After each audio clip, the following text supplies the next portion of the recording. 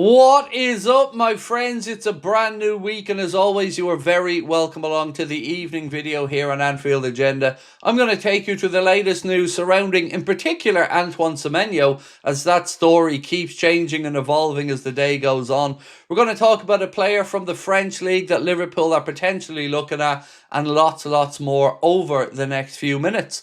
You know, I want to know your thoughts, so let me know in the comment section, and I hope to see you back here tonight at 8:45 for the late night agenda. Until then, let's get cracking with the news. So we're going to start off with Sky and Cave Solokol. And Cave said on Antoine Semeno, "My take on it is, if Liverpool come in for him, he'll go to Liverpool." Now, look, that's always lovely to hear, isn't it? But the big question is, will Liverpool go in for Semeno or not? And there's varying degrees of yes and no on that, which we will go through in a moment or two.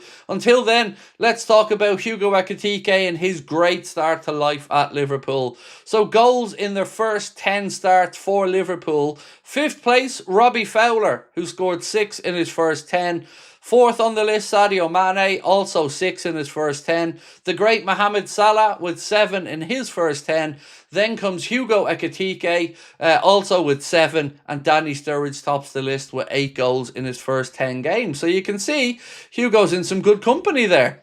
Now, Wayne Rooney has been talking about what Liverpool could actually do if things click and they start to put wins together. So this is what Rooney had to say. "If Liverpool hit a run of form and win a few games, you can never rule them out of the title race, especially if they get their support behind them," which of course he's talking about Anfield and the fantastic crowd that is in there week in and week out. Now going back to Sky Sports here now, and they're talking about not just Liverpool's maybe need for a forward, but also the situation with centre-back and other positions. For what it's worth, as we sit here now, we still have no definitive prognosis with the situation with Isak, other than it's looking like a leg fracture. But when I get the exact ins and outs of that, I'll bring it to you later on. For now, Sky Sports News understands plans to sign a centre-back, a winger, and a central midfielder could be accelerated for the Reds. They remain keen on Mark Gay, and also one of the clubs in the background of the situation with Antoine Semeno. So it all sounds quite positive, but hold that thought, because another one of the Sky Sports presenters has said this: breaking, Antoine Semeno could make a decision on his future today. Yes, today, Monday, today. With Manchester City and Manchester United ahead of other interested clubs. They are neck and neck for his signature. Liverpool remain interested, while Spurs are now focused on other targets, because it seems Antoine Semeno had politely refused Spurs advances. Now, like I said, I don't have any personal information on what way this situation with Semeno is going to go, but as the day has gone on, it does seem less and less likely that it will be Liverpool that will be winning the race. And like I said, more on that coming up, well, actually right now. So Gabby Agbonlahor, he finally said something sensible. Again, this has been a mad week, folks. A mad week. I've agreed with Troy Deeney, and now I'm agreeing with Gabby Agbonlahor on stuff. I don't know what to say. You know, maybe it's the season of goodwill and all that, but this is what Gabby Agbonlahor had to say on Antoine Semeno. "I think now Liverpool might join the race for Semeno. I don't know why he'd go to Manchester United. Ridiculous take. If I'm him, I'm saying, why even message me?" I mean, he ain't wrong. I don't understand why he go to United either. It seems silliness. If Manchester City want him and he fancies that, fair enough. But United? I don't know. I wouldn't be going there if I was Semeno at this point either. So, Team Talk have broken this according to Graham Bailey, and they say that Liverpool have decided against stepping up their interest in Antoine Semeno. Now, again, this is a breaking and developing story, and I'll bring you more on this tonight when I find out a little bit more on it. But Liverpool have decided against stepping up their interest in Antoine Semeno, according to Graham Bailey. And Team Talk, a huge boost, they say, for Manchester United and Manchester City in their race to sign the player. So, let's talk Joe Gomez for a minute, and I don't have an update on his injury situation, although Arna is having a press conference tomorrow where I'm sure we will find out a lot more on the Isak situation, Joe Gomez, and a few other bits and pieces that we're not quite sure about yet.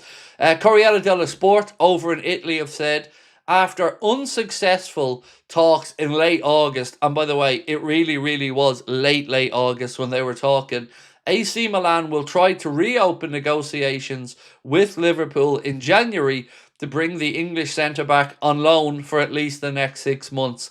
Now look, you know what I'm about to say here. It's probably exactly what you're thinking right now. In what world, with Liverpool's current centre-back situation, could we afford to sell or loan Joe Gomez?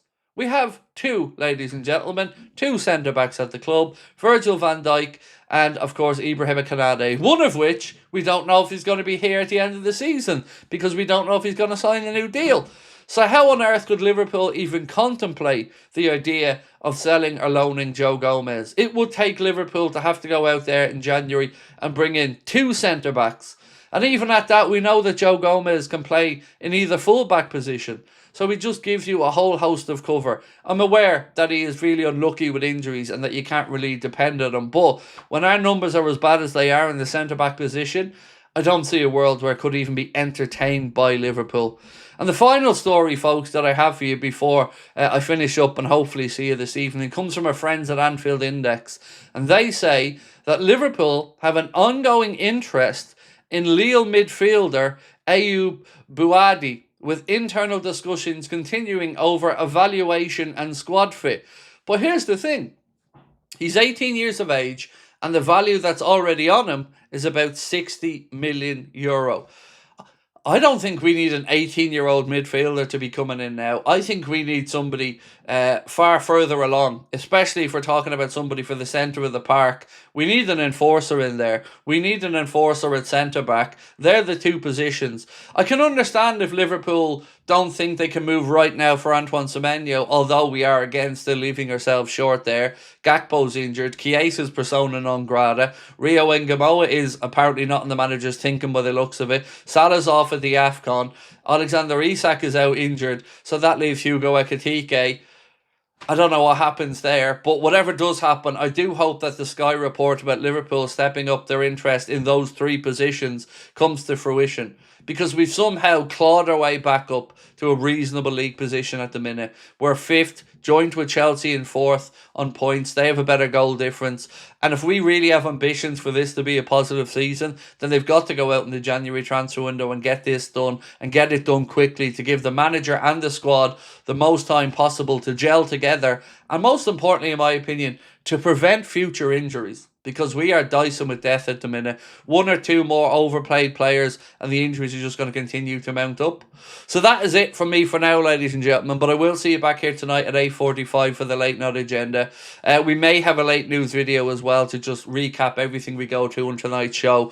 But until then, have a wonderful Monday. Thank you so much for tuning in. Don't forget to hit that subscribe button and drop a like on the video. And I'll see you here tonight at 8:45. Take care.